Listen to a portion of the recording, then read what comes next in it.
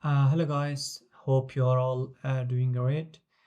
So in this video, I'm going to show you how to download and install Wintoys on Windows 11. Are you ready? Let's get started. Click on search menu and type app Microsoft Store, okay?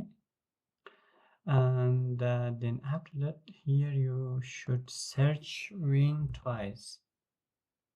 As you can see here, Wintoys. And then after that, as you can see, this is Wintoys. Just click on that and click download. Okay, it will be download. I'm going to continue.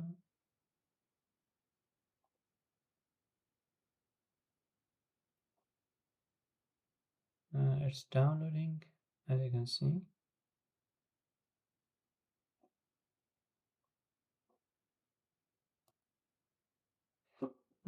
The download is finished. Let's open it. Okay.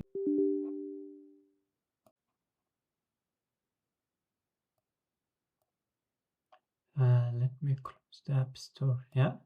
This is Wintoys where you can do many things. You can see your system, you can see your graphic, you can see the version of your Windows, how many apps did you install on your PC, how many process is running, and etc.